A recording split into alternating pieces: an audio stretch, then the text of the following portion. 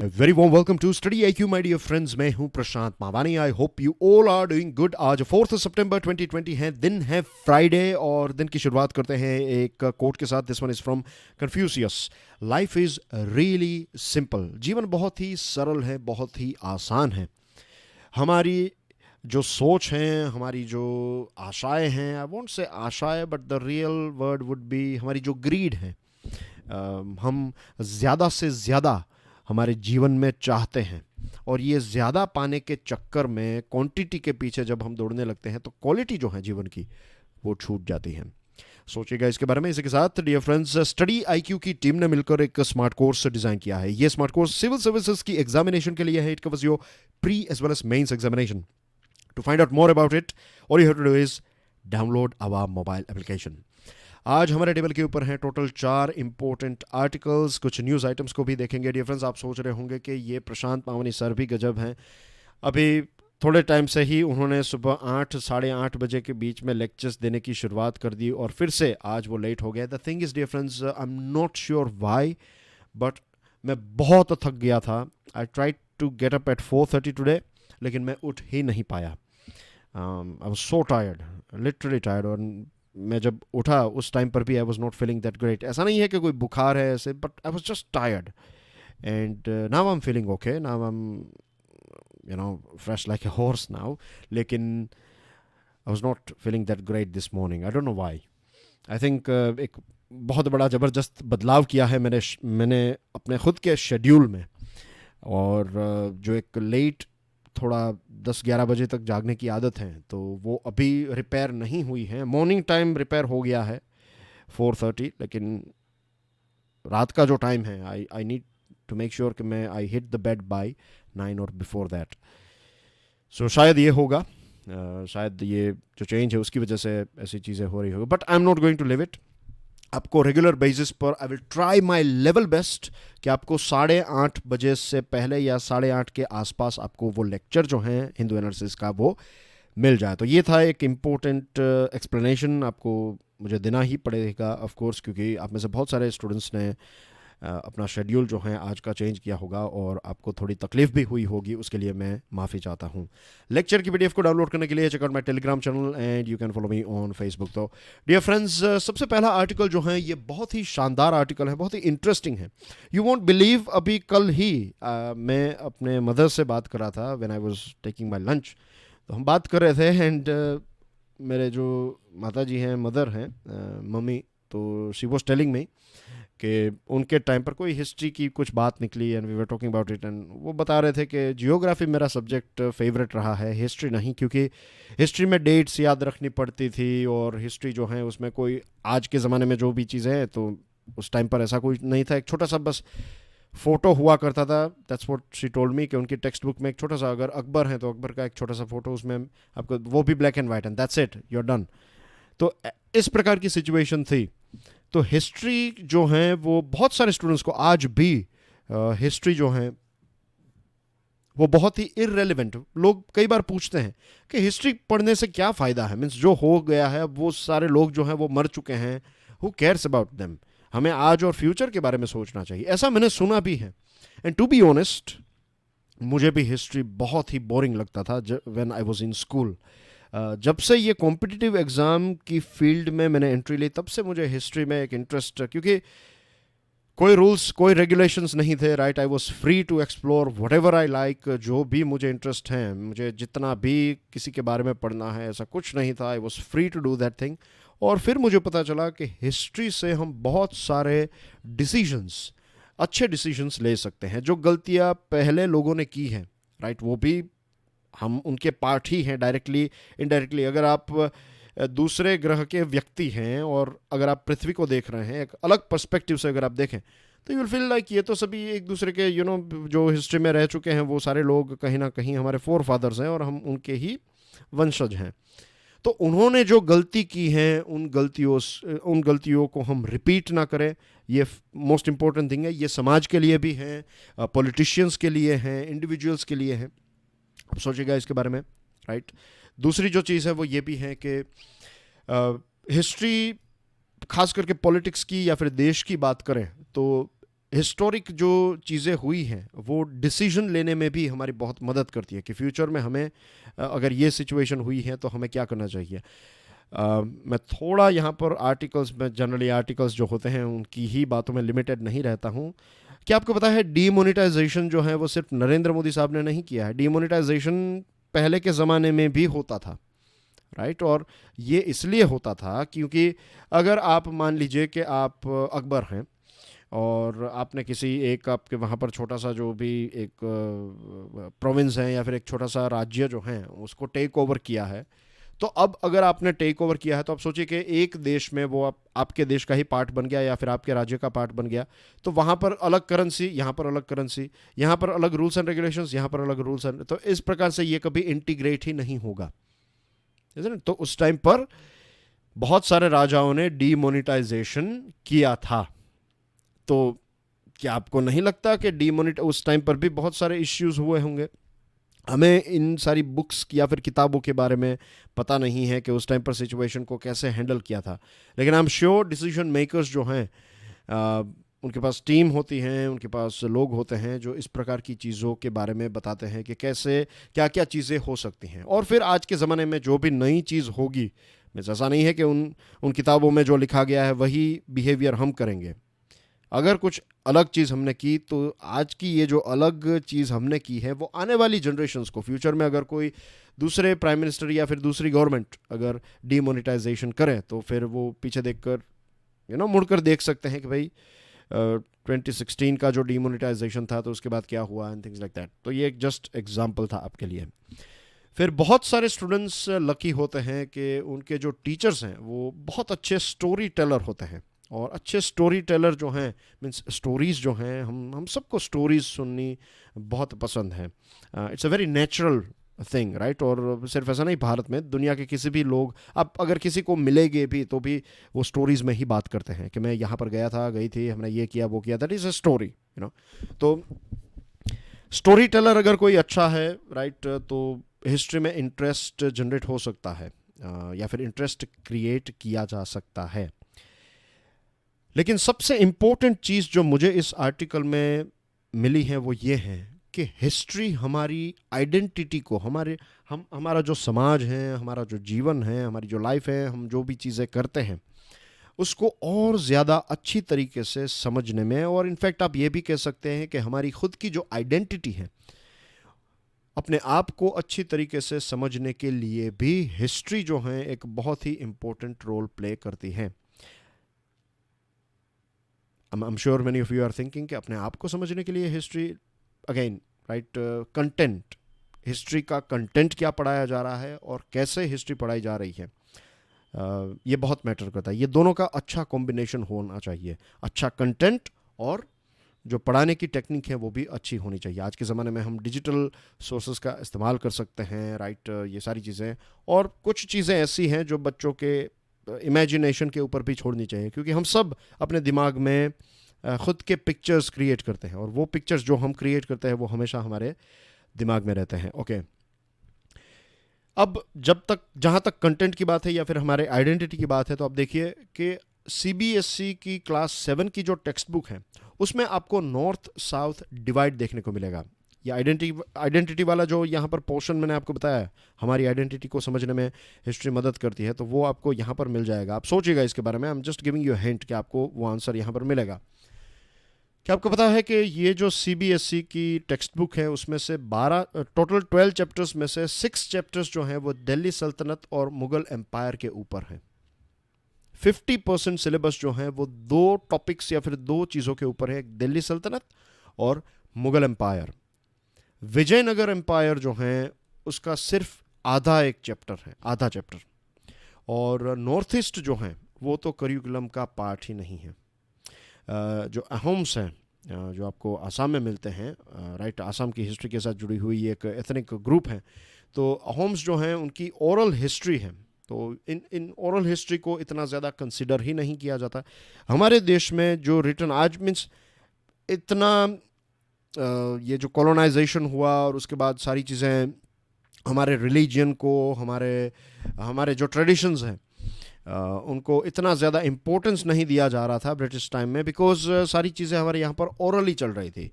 तो आज वक्त ऐसा आ चुका है कि ओरल चीज़ के ऊपर कोई भरोसा ही नहीं करता। आप अगर आप कहेंगे कि ये चीज़ ये थी ऐसे थी, तो उसमें डिबेट रहेगी, उसमें ऐसा कहेंगे कि कहाँ पर लिखा हुआ है बताइए। That has become part of our society, of हमारा वे ऑफ लिविंग हो चुका है कि कहाँ पर लिखा हुआ है। लेकिन हमारी ट्रेडिशन तो हमेशा से ओरल ट्रेडिशन रही है, लंबे टाइम से ओरल। ऐसा नहीं है कि डॉक्यूमेंट या फिर चीज़ों को लिखा ही नहीं गया है, लेकिन ओरल ट्रेडिशन जो है वो एक बहुत ही इम्पोर्टेंट चीज़ थी हमारे यहाँ पर।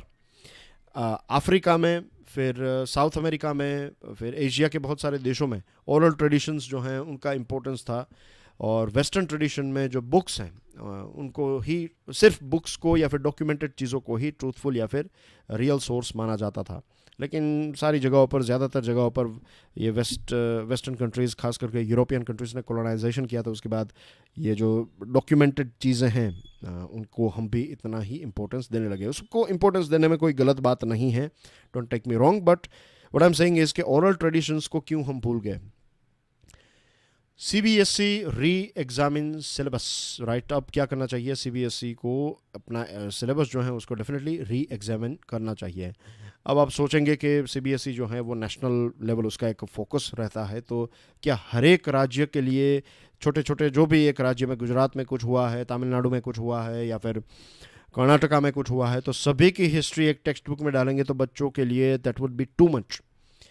तो ऐसा नहीं है कि एक ही क्लास 7th की बुक में सारी चीज़ें डाल दी जाए, राइट। धीरे धीरे करके लोकल हिस्ट्री से शुरुआत हो सकती है। फॉर एग्जांपल तमिलनाडु के लिए, तमिलनाडु की टेक्स्ट बुक में तमिलनाडु के चैप्टर्स और उनकी कुछ पॉइंट्स जो हैं, बेसिक पॉइंट्स, वो आपको गुजरात और दूसरे राज्य में मिले।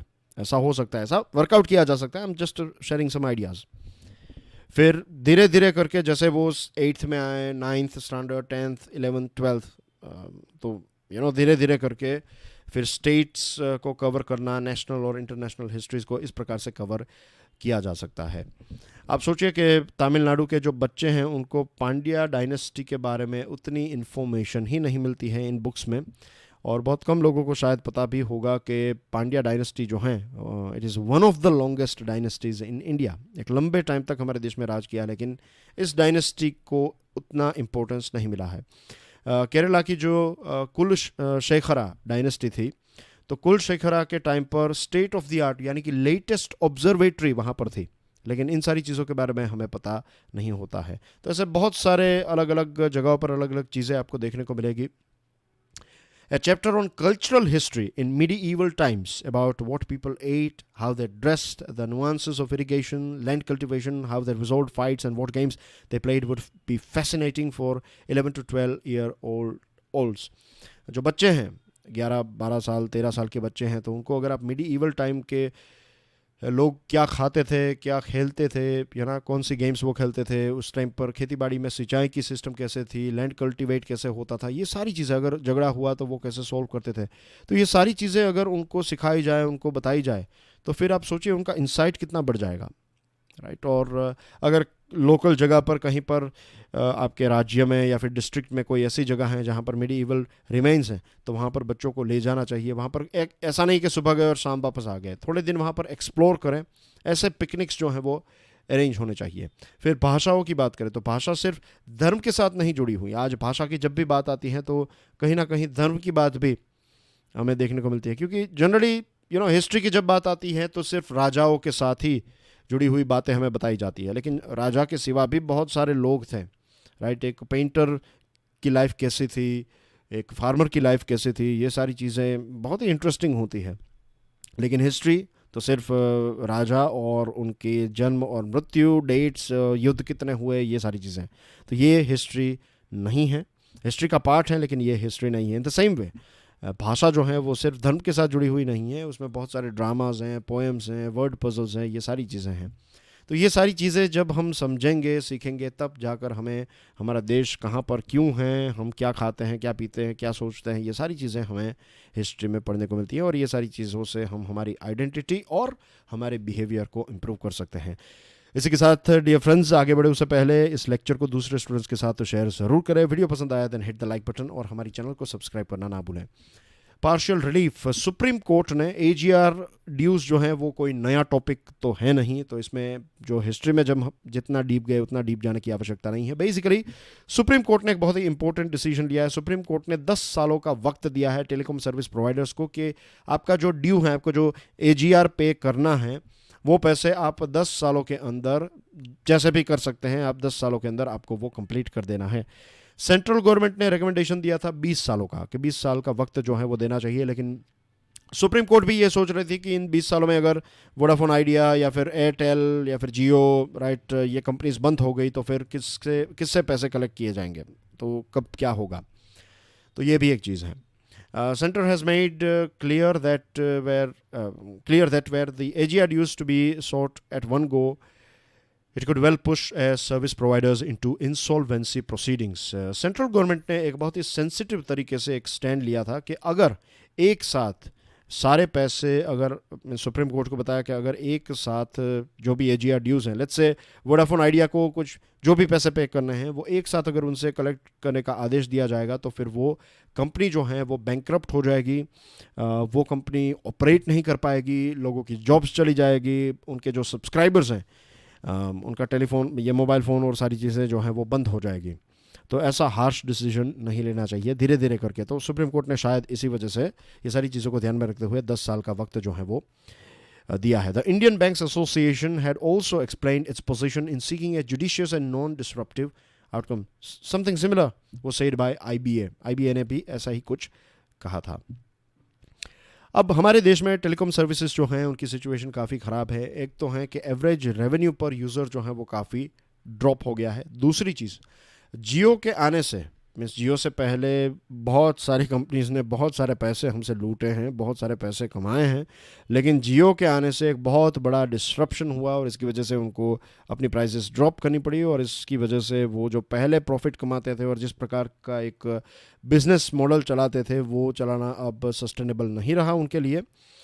भले ही बाहर से हमें ये हार्श लगे, लेकिन ऐसे डिस्ट्रप्शंस जो हैं वो फ्यूचर में बहुत अच्छे होते हैं। जस्ट लाइक टेलीकॉम, जो टेलीफोन्स चल रहे थे, ये लैंडलाइंस, तो मोबाइल फ़ोन के आने से लैंडलाइंस चले गए, लेकिन मोबाइल फ़ोन के आने से कितना फ़ायदा भी हुआ है, कुछ नुकसान भी हुए हैं, लेकिन फ़ायदा भी डेफिनेटली हुआ है।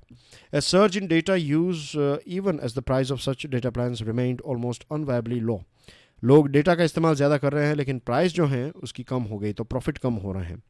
और अब कंपनीज़ के पास इतने पैसे भी नहीं हैं कि फ्यूचर के लिए अपने आप को तैयार कर सके। जो 5G नेटवर्क और इंफ्रास्ट्रक्चर को डेवलप करना है, अपग्रेड करना है, नई टेक्नोलॉजी को अडॉप्ट करना है, तो ये सारी चीज़ें करने के लिए भी इनके पास पैसे जो हैं वो नहीं है। तो ये एक डिफ़िकल्ट सिचुएशन है, राइट। और इसको सिर्फ ऐसा नहीं कि वोडाफोन आइडिया, एयरटेल, जियो एक्सेट्रा ये कंपनीज़ की बात है, ये हमारे देश की भी बात है, क्योंकि हमारे देश में बहुत सारी ऐसी चीज़ें हैं जो हम फिज़िकल इंफ्रास्ट्रक्चर से शायद ना दे पाएँ, क्योंकि बातें तो 73 ईयर से हो रही है, 74 ईयर से हो रही कि स्कूल्स होगी, कॉलेजेस होगी, हॉस्पिटल्स होगी, अच्छे रोड्स एक्सेट्रा, लेकिन ये सारी चीज़ें आज तक डिलीवर नहीं हुई हैं। लेकिन डिजिटल सोर्स एक ऐसा है जिससे आप एजुकेशन जो है एक छोटे से गांव तक पहुंचा सकते हैं, ट्राइबल बेल्ट तक पहुंचा सकते हैं। Same thing goes with telemedicine. तो ऐसी बहुत सारी सर्विसेज डिजिटल के आने से हो सकी हैं। तो एटलीस्ट अगर हम रोड्स नहीं बना पा रहे हैं या फिर स्कूल्स जो हैं वो वहाँ पर ऐसे रिमोट विलेजेस में क्रिएट नहीं कर पा रहे हैं, वहाँ पर इतने बच्चे नहीं हैं या फिर स्ट्रेंथ नहीं है, तो स्कूल का खोलना वायबल नहीं है, तो एटलीस्ट वहाँ पर डिजिटल कम्युनिकेशन से कुछ ना कुछ तो किया जा सकता है, इज़न्ट इट। तो डिजिटल इंडिया या फिर डिजिटल प्रोग्राम जो हैं ये देश के भविष्य के लिए हैं। और अगर कंपनीज़ की हेल्थ ख़राब है तो मुझे डर ये लगता है कि फ्यूचर में हम 5G और दूसरी टेक्नोलॉजीज़ में आगे कैसे बढ़ पाएंगे। फिर बात करते हैं डिजिटल के बारे में। हमने एक टॉपिक ख़त्म किया, अब दूसरा टॉपिक जो है ये डिजिटल हेल्थ के साथ जुड़ा हुआ है। As we know dear friends कि प्रधानमंत्री साहब ने नेशनल डिजिटल हेल्थ मिशन के बारे में बताया था। 15 अगस्त की बात है, इंडिपेंडेंस डे की स्पीच में उन्होंने नेशनल डिजिटल हेल्थ मिशन को लॉन्च किया। और आज के टाइम में सरकार की बात करें तो गोइंग डिजिटल सारी चीज़ें, मैं नॉट सेइंग, अभी मैंने बताया कि डिजिटल के बहुत सारे फ़ायदे हैं, तो मैं अपने ही स्टेटमेंट से कॉन्ट्राडिक्ट यहाँ पर नहीं कर रहा हूँ, लेकिन सरकार जो है वो ज़्यादा डिजिटल को बहुत ज़्यादा मीन्स डिजिटल को वन टच सॉल्यूशन मानती है, जो मिडास टच कहते हैं कि जिसको भी छुएंगे वो गोल्ड हो जाएगा। तो ऐसा मीन्स डिजिटल के साथ भी बिहेव किया, डिजिटल कोई भी चीज़ आप डिजिटल कर दीजिए तो वो गोल्ड हो जाएगी, गोल्डन हो जाएगी। That is not right. एक पर्सनल ऑब्जर्वेशन है, मैं शेयर करना चाहता हूँ आपके साथ। आप यूएसए यूके की वेबसाइट देखिएगा, गवर्नमेंट की वेबसाइट्स, राइट, और आप देखिएगा कि कितनी यूज़र फ्रेंडली वेबसाइट है। आप हमारी वेबसाइट देखिएगा, भारत सरकार की वेबसाइट, और आप देखेंगे इतनी कॉम्प्लिकेटेड है और ऐसे कलर्स का इस्तेमाल होता है कि ज़्यादातर ये वेबसाइट्स जो हैं वो स्लो ऑपरेट होती हैं और इससे लोग जो हैं वो बोर हो जाते हैं। ऐसी वेबसाइट्स को विज़िट करने में भी बोर, आपको एक इन्फॉर्मेशन चाहिए लेकिन उसका कोई भी ऐसा शॉर्टकट या फिर इजी नहीं है। बहुत ही, मुझे तो बहुत ही कॉम्प्लेक्स लगती है हमारी वेबसाइट, मीन्स पसंद ही नहीं है मुझे। गवर्नमेंट की जो वेबसाइट है वो मुझे बहुत ही वो यूज़र फ्रेंडली बिल्कुल नहीं लगती है। तो अब सरकार चीज़ों को डिजिटल कर रही है, तो डिजिटल करने से कुछ नहीं होगा, यूज़र फ्रेंडलीनेस जो है that is the most important thing. मैं याद दिलाना चाहूँगा वो वक्त जब बहुत सारे लोग ऐसा बता रहे थे कि भारत में आप मोबाइल फ़ोन्स को लॉन्च ही नहीं कर सकते, भारत में इतने लोग जो हैं वो इलिटरेट हैं, उनको पढ़ना लिखना नहीं आता, वो कैसे मोबाइल फ़ोन का इस्तेमाल करेंगे, पॉसिबल ही नहीं है, ऐसा बहुत सारे लोग सोच रहे थे। लेकिन मोबाइल फ़ोन जो हैं, वो जो टेक्नोलॉजी है वो बहुत ही यूज़र फ्रेंडली रही, और आज आप देखेंगे कि अगर किसी ने पढ़ाई लिखाई भी नहीं की है तो भी वो थोड़ा बहुत व्हाट्सएप और स्मार्टफोन यूज़ कर लेते हैं, क्योंकि चीज़ों को सिर्फ हम रीड करने से नहीं, सिंबल से भी समझते हैं, पिक्चर्स से हम चीज़ों को याद भी रखते हैं, images. On 27th August, we learned that Ministry of Health was expecting feedback and public comments on a draft by 3rd September. ये जो NDHM है, इसके ऊपर हेल्थ मिनिस्ट्री ये सोच रही थी कि 3rd सितंबर तक लोगों को फीडबैक मिल जाएंगे, लेकिन इतने शॉर्ट टाइम में डिस्कशन करना पॉसिबल नहीं होता है, राइट, एक थरो डिस्कशन नहीं हो सकती, तो फिर इसको और एक वीक के लिए एक्सटेंड किया गया, right. Now the thing is कि बहुत सारे राज्यों में इनफैक्ट नेशनल लेवल पर भी नेशनल रूरल हेल्थ मिशन है, और नेशनल हेल्थ मिशन है उसका आईटी नेटवर्क है जिसमें बहुत सारा डेटा जो है वो कलेक्ट किया जाता है। अब डिजिटल बनाने की बात है, डिजिटल के बहुत सारे फ़ायदे हैं, लेकिन इस आर्टिकल में कुछ नेगेटिव चीज़ें बताई है, मीन्स हर्डल्स बताए हैं कि क्या क्या प्रॉब्लम्स हो सकते हैं। आप सोचिए कि कुछ ऐसे प्रैक्टिशनर्स हैं जिनके पास कोई अलग से डेटा एंट्री स्टाफ नहीं होता है, तो अगर आप वहाँ पर चेकिंग के लिए जाते हैं, तो फिर चेकअप के लिए जाते हैं, तो वो फिर आपका जो भी रेलेवेंट आपके जो भी रिपोर्ट्स है उसमें से मोस्ट इंपॉर्टेंट चीज़ें जो उनको लग रही हैं वही चीज़ वो उसके ऊपर ही फोकस करेंगे, और ज़रूरी नहीं है कि वो सारी चीज़ें वो कंप्यूटर में डेटा एंट्री करें। All large health facilities generate and store computerized patient data also for planning treatment, procurement of medicines and consumables. बहुत बड़े बड़े जो हेल्थ सेंटर्स हैं, बड़ी जो ऐसी हॉस्पिटल की चेन्स हैं, वहाँ पर डेटा जो है वो कलेक्ट, क्योंकि वहाँ पर डिस्ट्रीब्यूशन ऑफ वर्क है, डिवीजन ऑफ वर्क है, ऐसा डेटा एंट्री वाला पूरा उनका स्टाफ रहता है। लेकिन छोटी बड़ी हॉस्पिटल्स में ये चीज़ पॉसिबल नहीं है, छोटी और मीडियम साइज़ की हॉस्पिटल में ये चीज़ पॉसिबल नहीं है। Many tertiary hospitals and medical colleges care little for diagnostic reports from peripheral centers. आप गांव के एक डॉक्टर के पास गए, उन्होंने आपको एक रिपोर्ट निकालने को बोला, आप वो रिपोर्ट लेकर फिर आपको बड़े हॉस्पिटल में जाना पड़ा, और बड़े हॉस्पिटल में जब जाएंगे तो बड़े डॉक्टर साहब ये कहेंगे कि ये जो रिपोर्ट है वो वैलिड नहीं है, आप नया रिपोर्ट निकालिए या फिर एक और रिपोर्ट निकालिए। तो फिर डिजिटल ये जो पूरा एक कार्ड बनाने की बात है जहाँ पर हमारी पूरी हिस्ट्री होगी, तो ये एंट्री का क्या मतलब रहा, या फिर नया ये आएगा तो एक और चीज़ ऐड होगी, तो इस प्रकार के इश्यूज़ को भी हमें सॉर्ट आउट करना होगा।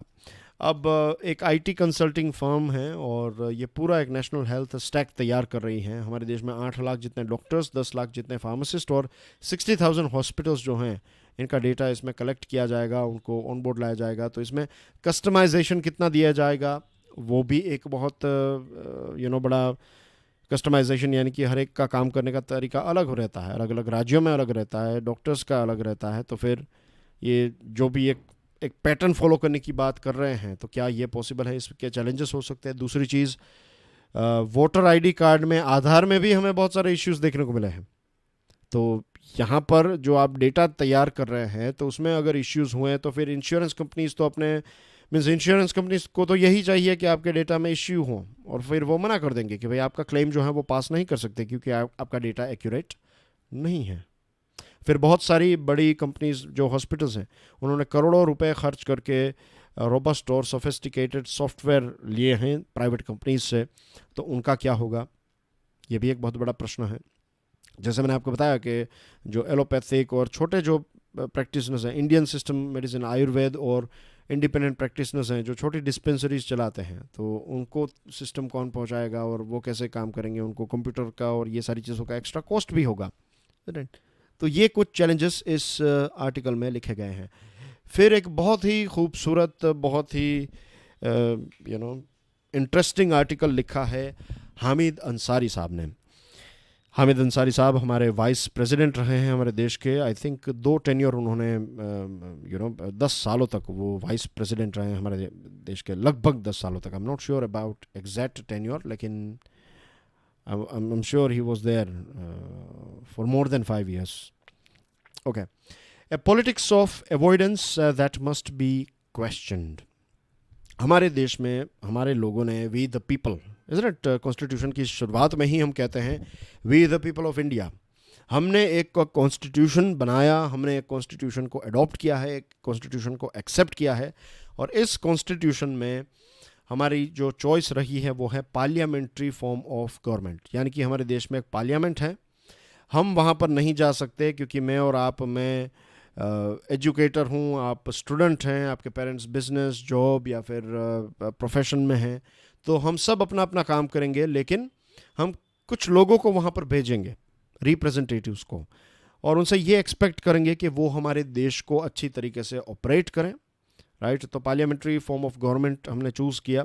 इसमें एग्जीक्यूटिव्स हैं, एग्जीक्यूटिव्स जो होते हैं हमारे एमपीज़, एमएलएज, नेशनल लेवल की बात करें तो एमपीज़ फॉर एग्जांपल, तो एमपीज़ जो हैं वो सारी चीज़ों को देखेंगे। ऑपोजिशन के एमपीज़ होते हैं, फिर एमपीज़ में कुछ मिनिस्टर्स हैं, ये मिनिस्टर्स जो हैं वो मेन डिसीजन लेंगे। एग्जीक्यूटिव्स हैं, तो ये एग्जीक्यूटिव्स किन को जवाब देंगे, ये जवाब देंगे पार्लियामेंट को, यानी कि पार्लियामेंट में कौन है, लेजिस्लेचर में कौन है, सारे एमपीज़ हैं, राइट। तो ये प्रश्न पूछेंगे, ये सारी चीज़ें होगी, और फिर इन लोगों के ऊपर नज़र हम रखेंगे, और हम उनका परफॉर्मेंस जो है वो हर 5 साल में देखेंगे कि किसको वोट देना चाहिए। तो ये एक आइडियल सिचुएशन है, राइट। ऐसा हमने इमेजिन किया और ऐसा हमने करने की कोशिश की है, और ऐसा हो रहा है। लेकिन इसमें बहुत सारे लूप होल्स हैं, बहुत सारे इश्यूज़ हैं जो हम सब जानते हैं। लेकिन आज हमारा प्रश्न ये नहीं है। द थिंग इज़ कि लेजिस्लेचर की जो प्रोसीजर है, जो पार्लियामेंट में चीज़ें होती हैं, वो हम सब देख पाते हैं, पूरा देश, पूरी दुनिया देख पाती है। लोकसभा टीवी, राज्यसभा टीवी की चैनल्स हैं, इंटरनेट के ऊपर यूट्यूब की चैनल्स हैं, आपके मोबाइल के ऊपर वो सारी चीज़ें आप देख सकते हैं।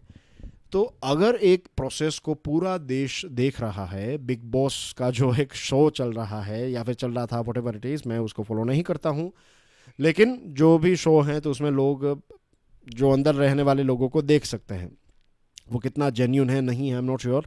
जस्ट इमेजिन कीजिए, एग्जांपल के तौर पर दे रहा हूँ, कि जब आपके ऊपर इतने सारे कैमराज हैं तो फिर आप मिसबिहेव नहीं कर सकते, आपको आपके बेस्ट बिहेवियर में रहना है, और फिर ऊपर से आपको वोट्स लेने के लिए भी जाना है, आप पब्लिक फिगर हैं, तो आपसे एक ख़ास एक्सपेक्टेशन की जाती है, तो ये सारी चीज़ें आपको फुलफ़िल करनी रहती हैं। तो अगर एक सरकार ने काम किया है, नहीं किया है, राइट, तो ये मुझे आपको कैसे पता चलेगा? ये ऐसे पता चलेगा कि जो लेट्स से ये रूलिंग पार्टी है, ये छोटा सा सर्कल बना दिया हमने, सेमी सर्कल, और ये हैं ओपोजिशन पार्टी की बेंचेस, राइट। यहाँ पर सारे ओपोजिशन लीडर्स, एमपीज़ हैं, और यहाँ पर रूलिंग पार्टीज जिसमें एग्जीक्यूटिव्स भी बैठे हुए हैं और दूसरे एमपीज़ भी बैठे हुए हैं। पूरा देश देख रहा है, तो अब ये प्रश्न पूछ रहे हैं कि भाई होम मिनिस्टर साहब बताइए कि लॉकडाउन के टाइम पर क्या क्या हुआ था, आपने कैसे चीज़ों को किया। तो ये जो क्वेश्चन आवर है, ये एक बहुत ही इम्पोर्टेंट रोल प्ले करता है। आप किसी व्यक्ति को, आपके वहाँ पर ऑफिस में कोई काम कर रहा है, तो आप उनसे रिपोर्ट लेंगे कि भाई आपने क्या क्या किया, और वो व्यक्ति जो है वो आपको एक्सप्लेन करके बताएगा कि ये चीज़ें हमने की हैं। कुछ ऐसी चीज़ें हैं जो आप और डिटेल्स में जानना चाहते हैं, तो फिर वो आपको कह सकते हैं कि आप मुझे थोड़ा वक्त दीजिए, मैं आपको शाम तक या फिर 1 आवर में या फिर 2 बजे तक आपको सारी चीज़ें जो हैं वो प्रोवाइड कर दूंगा, और फिर आप देख सकते हैं, इज़न्ट इट। यही चीज़ होती है पार्लियामेंट में भी। क्वेश्चन आवर्स जो हैं उसमें देश के प्रश्न, ऐसा नहीं कि कांग्रेस प्रश्न पूछ रही है या फिर दूसरे लोग प्रश्न, वो भी देश के ही अब हो चुके हैं। जो भी एमपीज हैं, आपने बीजेपी को वोट दिया है या फिर कांग्रेस को दिया है या फिर आपको दिया है, किसी को भी आपने वोट दिया है, एक बार वो पार्लियामेंट में पहुंच गए, फिर वो भले ही अलग अलग पार्टीज़ के हों लेकिन वो वहाँ पर बैठे हैं, हम सबको ही वो रिप्रेजेंट कर रहे हैं। कुछ प्रश्न ऐसे हैं जो अगर ये नहीं पूछेंगे तो फिर हमें पता ही कैसे चला है, और गवर्नमेंट को फ्री हैंड मिल जाएगा। गवर्नमेंट को रिस्पॉन्सिबिलिटी मीन्स गवर्नमेंट अकाउंटेबल है, वो जो कर रही है वो पार्लियामेंट में उनको एक्सप्लेन करना पड़ता है, यही सिस्टम का पार्ट है। लेकिन दुखद बात यह है कि अब खबर ये आ रही है कि 14 सितंबर से जो पार्लियामेंट का सेशन की जो शुरुआत होने वाली है, इसमें क्वेश्चन आवर नहीं होगा। अगर क्वेश्चन आवर नहीं होगा तो फिर प्रश्न ही अगर ऐसे नहीं पूछे जाएंगे तो फिर हमें स्पेसिफिक डिटेल्स कहाँ से मिलेगी। क्वेश्चन आवर का एक दूसरा इंपॉर्टेंट रोल ये होता है कि अगर आपको कोई भी टॉपिक को लेकर, जैसे मैंने आपको एग्जांपल दिया होम मिनिस्टर की का या फिर फाइनेंस मिनिस्ट्री का, जो भी आपको एमपी को अगर किसी पर्टिकुलर चीज़ के बारे में जानना है तो वो एक पर्टिकुलर प्रश्न पूछ सकते हैं और फिर वो फाइनेंस मिनिस्टर या फिर होम मिनिस्टर जो है वो मिनिस्टर जो है वो उस पर्टिकुलर टॉपिक को लेकर स्पेसिफिक डिटेल्स देंगे। तो देश को स्पेसिफिक एक पर्टिकुलर टॉपिक को लेकर इंफॉर्मेशन जो है वो गवर्नमेंट से मिलती है। दूसरी चीज़, इसका फ़ायदा गवर्नमेंट के लिए ये है कि गवर्नमेंट अपना स्टैंड, गवर्नमेंट ने जो भी डिसीजन लिया वो गवर्नमेंट एक्सप्लेन कर सकती है। ऐसा नहीं है कि सिर्फ प्रश्न पूछकर गवर्नमेंट को ही प्रश्न ही पूछते रहना है, गवर्नमेंट भी चीज़ों को एक्सप्लेन कर पाती है कि हमने ये डिसीजन क्यों लिया, इसके फ़ायदे क्या हुए, इसका नुकसान क्या हुआ, क्या हो रहा था, एंड थिंग्स लाइक दैट। लेकिन अगर आप क्वेश्चन आवर को ही निकाल देंगे या फिर क्वेश्चन आवर को ये 14 सितंबर से जो पार्लियामेंट का मॉनसून सेशन जो है जिसकी शुरुआत होगी, तो इसमें क्वेश्चन आवर नहीं होगा। अब क्वेश्चन आवर नहीं है तो फिर इसका फ़ायदा क्या, मीन्स कितना बड़ा नुकसान होगा इसका। और बताया ये जा रहा है कि कोविड-19 की वजह से, ये कोरोना वायरस की वजह से जो है इसको क्वेश्चन आवर को नहीं रखा जा रहा है। लेकिन आई थिंक हमें इस चीज़ के ऊपर ज़्यादा फोकस करना चाहिए था कि क्या हम ऐसी कौन सी ऐसी चीज़ें हैं जो हम कर सकते हैं जिससे हम मेक श्योर करें कि क्वेश्चन आवर जो हैं वो चलते रहें। इसलिए हमें कुछ ऐसे प्रश्न को डिस्कस करना चाहिए था कि कुछ ऐसी चीज़ें हम करें जिससे क्वेश्चन आवर बंद ना हो, क्योंकि ये एक बहुत ही इंपॉर्टेंट चीज़ है जो मैंने आपको बताया। मीन्स आई एम श्योर अब मुझे और ज़्यादा बताने की आपको आवश्यकता नहीं है कि विदाउट क्वेश्चन मीन्स ये डेमोक्रेसी कैसे फंक्शन कर पाएगी। तो डेमोक्रेसी की मज़ा ही यही है कि चैलेंजेस जो हैं उसको हम फेस करें। सोशल सामाजिक चैलेंजेस हैं, आर्थिक चैलेंजेस हैं, राजकीय चैलेंजेस हैं, तो ये सारे चैलेंजेस आते रहते हैं और यही डेमोक्रेसी का पार्ट है। इनको हैंडल करना और हैंडल करने के बाद सारी चीज़ों को लोगों के सामने रखना और लेट पीपल डिसाइड कि आपने सही किया नहीं किया। लेकिन अगर हम चीज़ों को अवॉइड करेंगे तो ये हम एक बहुत ही नेगेटिव और गलत रास्ते पर देश को ले जा रहे हैं अगर हम ऐसा करते हैं तो। ऑफ कोर्स लोकसभा के स्पीकर और राज्यसभा के चेयरमैन जो हैं ये काफ़ी एक्सपीरियंस्ड हैं। आई एम श्योर लोग भी इसके बारे में बात कर रहे हैं और इसके बारे में मीन्स एक बहुत बड़ा टॉपिक बन गया। आप देखते हैं कि सरकार इसके ऊपर स्टैंड चेंज करते हैं, अगर करती है सरकार तो भी अच्छी बात है। सरकार इन द सेंस अगर लोकसभा के स्पीकर और राज्यसभा के चेयरमैन ये सारी डिबेट्स और चीज़ों को ध्यान में रखते हुए अगर कहते हैं कि नहीं क्वेश्चन आवर्स होंगे और इस प्रकार से होंगे और ये चीज़ें कहते हैं, that's a very good thing, that's a very good sign अगर ऐसा होता है तो। क्योंकि अगेन पब्लिक ने डिमांड की, पब्लिक का प्रेशर दिखा और फिर चेंज किया गया। तो this is how it works. Dear friends, कुछ न्यूज़ आइटम्स हैं, मैं चाहता हूं कि आप PDF को डाउनलोड करने के बाद इसको आराम से पढ़ लीजिए।